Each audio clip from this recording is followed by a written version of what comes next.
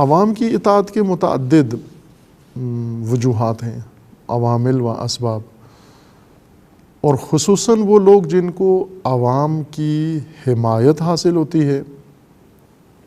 یا عوام پر انہوں نے حکومت کرنی ہے، عوام سے ان کے مفادات ہیں، عوام کی ہدایت نہیں مقصود، ہدایت کے علاوہ کوئی عوامی ان کا تعلق ہے عوام کے ساتھ، اس صورت میں عوام کی اطاعت کرتے ہیں، اکثریت کی اطاعت کرتے ہیں، اقتدار کی خاطر، مفادات کی خاطر، دنیا کی خاطر، مادیت کی خاطر، خواہشات کے لیے، ان چیزوں کی ہوس جس انسان کے اندر موجود ہو وہ اکثریت کی مراد کرتا ہے، اکثریت کو دیکھتا ہے، جنہیں ہم کہتے ہیں اردو میں عوام کہا جاتا ہے، قرآن انہی کو اکثر کہا جاتا ہے، اکثر لوگ، اور فارسی میں انہی کو مردم کہا جاتا ہے، مردم یعنی یہی لوگ، اکثریت لوگ۔ اور اس وقت یہ مردم پرستی ایک دین کا شکل اختیار کر گئی ہے، جیسے پہلے بھی میں نے اشارہ کیا تھا، ابھی ایک نزاع ایرانی صدر کے بیان کے بعد شروع ہوئی ہے، جس میں انہوں نے ایرانی صدر نے ایک تخرص کیا ہے، ایک من گھڑت بات کی ہے، ایسے ہی اڑائی ہے کہ امیر المومنین کے نزدیک الہی نظام حکومت وہی ہے جیسے لوگ چن لیں، انتخابات کے ذریعے سے لوگ جیسے انتخاب، چونکہ وہ خود ابھی باہری اکثریت سے انتخاب ہوئے ہیں، تو اس انتخاب کو اب وہ استعمال کرنا چاہتے ہیں ولایت کے مقابلے میں، ولی فقیہ کے خلاف الیکشن کو استعمال کرنا چاہتے ہیں، چونکہ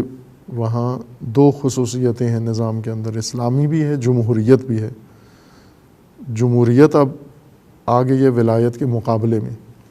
کہ ایک صدر ہے جسے لوگوں نے انتخاب کیا ہے، اور ایک ولی فقیہ ہے جو الہی حکم سے انتخاب ہوئے ہیں یا الہی حکم سے یہ اس منصب پر فائز ہوئے ہیں۔ ان کے اس بیان کے بعد کہ امیر المومنین کی حکومت اور امیر المومنین کے اعتقاد کے مطابق حق کا حاکم وہی ہے اسلامی الہی جسے لوگ انتخاب کریں، اور لوگ ہی بنیادیں، لوگ ہی اساس ہیں۔ اب یہ کہاں سے نکال لیا انہوں نے؟ نہج البلاغہ کے کسی جملے میں، جس طرح یہ مشرکین استفادہ کرتے ہیں کہ اگر یہ غلط ہوتا تو کیوں روکا نہیں ہے، اس طرح سے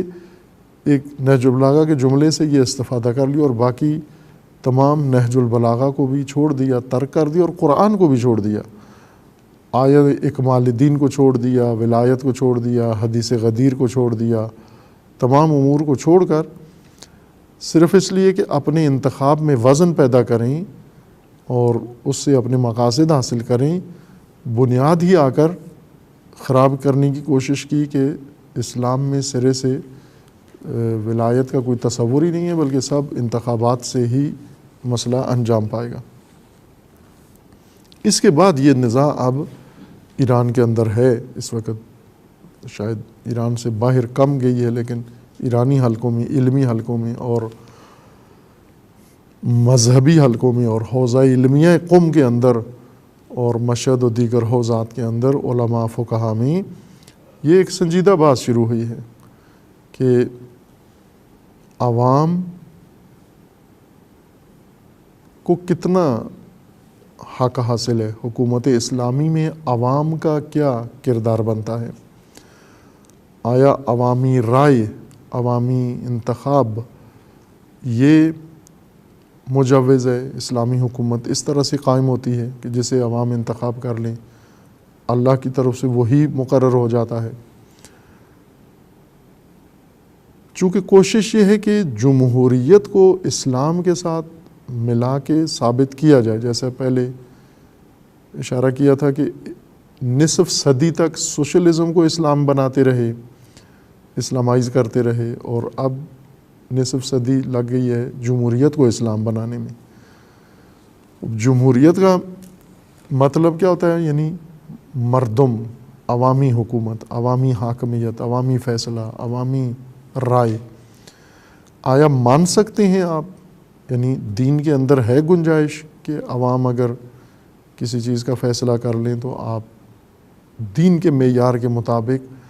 انبیاء الہی، ائمہ الہی، کیا جو اللہ کی طرف سے نبی و امام ہیں، کیا وہ اجازت ہے ان کو کہ لوگوں کے، عوام کے فیصلے کے مطابق عمل کریں؟ لوگ یہ چاہتے ہیں۔ قرآن کریم میں اللہ تعالیٰ نے سختی کے ساتھ فرما دیا کہ نہیں، اجازت نہیں ہے کہ آپ نے عوام کی ہدایت کرنی ہے۔ بھلے عوامی حمایت کی ضرورت پڑتی ہے، دینی رہبروں کو بھی ضرورت پڑتی ہے۔ اگر عوام حامی نہ ہوں، اگر عوام ساتھ نہ دیں تو دینی رہبر تنہا نہ دشمنوں کا مقابلہ کر سکتا ہے، نہ دین پھیلا سکتا ہے، نہ احکام خدا نافذ کر سکتا ہے۔ اگر لوگوں کی شمولیت نہ ہو اور لوگوں کی شرکت نہ ہو اور لوگوں کی طرف سے قبولیت نہ ہو، لوگ نہ مانیں، اطاعت نہ کریں، نظام دین نافذ نہیں ہو سکتا، جیسا بعض انبیاء کے تذکروں میں قرآن کریم نے بیان فرمایا۔ حضرت نوح کے زمانے میں اتنی کثرت تبلیغ کے بعد بھی چونکہ عوام شریک نہیں تھے دینی عمل کے اندر، لہٰذا نہیں ہوا، نہ دین انہوں نے قبول کیا نہ نافذ ہوا۔ عوام کی حیثیت، عوام کا کردار، عوام اور جس کو فارسی میں مردم کہتے ہیں، اب اصطلاح جمہوریت کے لیے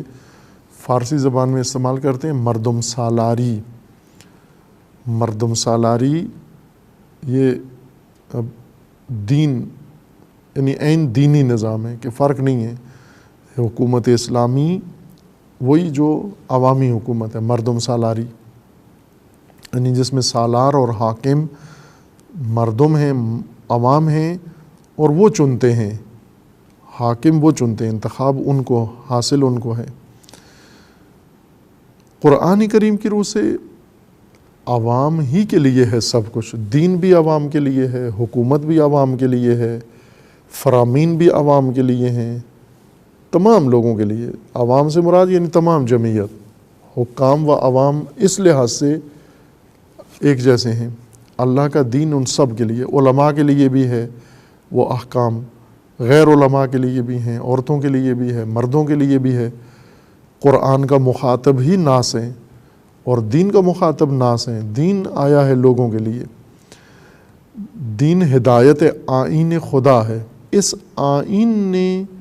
لوگوں کو ہدایت دینی ہے، ہدن للناس ہے یہ دین، یہ قرآن، اور لوگوں کا فریضہ ہدایت لینا ہے، ہدایت قبول کرنا ہے، ہدایت پذیری ہے اور فرمان برداری ہے، فرمان بری ہے جو دین ان کے لیے فریضہ مقرر کرتا ہے۔ لیکن مغربی طرز حکومت میں، مغربی نظام حکومت میں نہ مردم عوام کا کام قبول ہدایت نہیں ہے، بلکہ عوام کا کام حاکمیت ہے، حکم بنانا، قانون بنانا، دستور بنانا، ضابطہ بنانا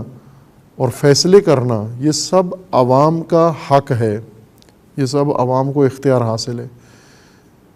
اب قرآن کریم نے فرمایا کہ لوگوں کو کہا کہ آپ پر اطاعت رسول کی واجب ہے، اور رسول کو فرمایا کہ آپ پر ان کی اطاعت ممنوع اور حرام ہے۔ لوگوں کو حکم ہے کہ آپ اللہ کی اطیعوا اللہ و اطیعوا الرسول و اولی الامر منکم، اللہ کی اطاعت کرو، رسول کی اطاعت کرو، اولی الامر کی اطاعت کرو۔ یہ لوگوں کو خطاب ہے۔ یا ایھا الذین آمنو، اے مومنو، اے ایمان لانے والو، آپ اطاعت کرو اللہ کی، رسول کی اور اولی الامر کی۔ اب خطاب یہاں مومنین کو تھا رسول اللہ کے بارے میں، اب رسول اللہ کو خطاب ہے مومنین کے متعلق۔ پہلے مومنین کو خطاب تھا کہ رسول کی اطاعت کرو، اطیعوا الرسول، بلکہ قرآن کی آیت ہے کہ ہم نے ہر نبی، ہر رسول اطاعت کے لیے مبعوث فرمائے ہیں۔ مقصد بعثت یہ ہے کہ ان کی اطاعت کی جائے، ان کی فرمان بری کی جائے، فرمان برداری کی جائے۔ جہاں لوگوں کو خطاب ہے، مومنوں کو خطاب ہے کہ آپ نے رسول کا فرمان ماننا ہے، وہیں پر رسول کو فرمان ہے کہ آپ نے لوگوں کا فرمان نہیں ماننا، لوگوں نے آپ کا فرمان ماننا ہے۔ چونکہ لوگ خدا کی طرف سے کوئی دین نہیں رکھتے، ان کا فیصلہ اللہ کی طرف سے نہیں ہے۔ لوگ رسول اللہ کی بات مانیں یا رسول اللہ لوگوں کی بات مانیں، قرآن کریم نے ایک شک ممنوع قرار دی ہے کہ رسول اللہ نے لوگوں کی بات نہیں ماننی، اطاعت نہیں کرنی، ان کے فرمان پر نہیں چلنا، ان کا فیصلہ رسول اللہ کے لیے کوئی اعتبار نہیں رکھتا۔ لیکن رسول اللہ کا فرمان لوگوں کے لیے اہمیت رکھتا ہے، اس وجہ سے کہ رسول اللہ کا فرمان رسول اللہ کا نہیں ہے، اللہ کا فرمان ہے، اصل فرمان روائی اللہ کی ہے۔ اب لوگ جب فرامین دیتے ہیں، لوگ جب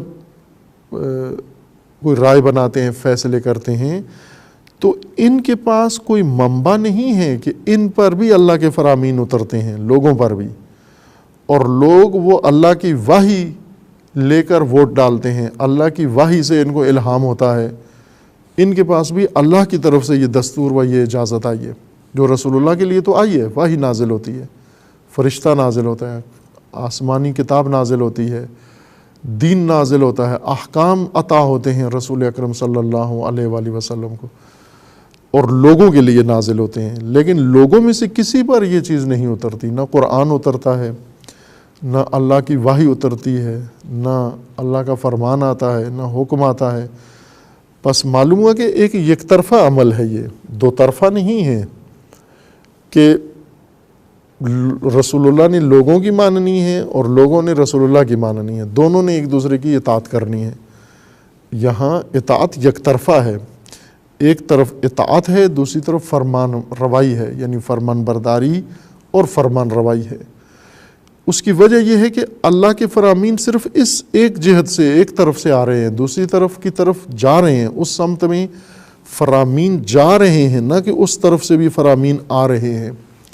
لوگوں کی آراء، سب لوگ مل کر کوئی فیصلہ کریں تو بھی وہ اللہ کا حکم نہیں کہلاتا، وہ حکم خدا کا نہیں کہلاتا۔ وہ حکم اگر تمام روئے زمین پر بشر مل کر یا تمام اہل ایمان متدینین مل کر بھی کسی بات پر اتفاق کر لیں تو اس کو نہیں کہہ سکتے۔ اگر اس میں نبی اور رسول اور امام و معصوم شامل نہ ہوں، اس اتفاق میں اس اتفاق کی کوئی قیمت نہیں ہے۔ عوام الناس ہدایت پذیر ہیں، ایک طرف سے سلسلہ آیا ہے، اللہ کی طرف سے لوگوں کی طرف رخ ہے دین کا، کہ اللہ کی طرف سے دین آنا ہے، لوگوں نے دین نہیں بنانا۔ اللہ کی طرف سے حاکم آنا ہے، لوگوں نے حاکم نہیں بنانا۔ اللہ کی طرف سے فرمان آنا ہے، لوگوں نے فرمان نہیں بنانا، بجا لانا ہے۔ لوگوں کا کام فرمان خدا بجا لانا ہے، نہ کہ خدا کے فرمان کے مقابلے میں فرمان سازی کریں یا اللہ کے فرمان کے مقابلے میں خود اپنے فیصلے کریں۔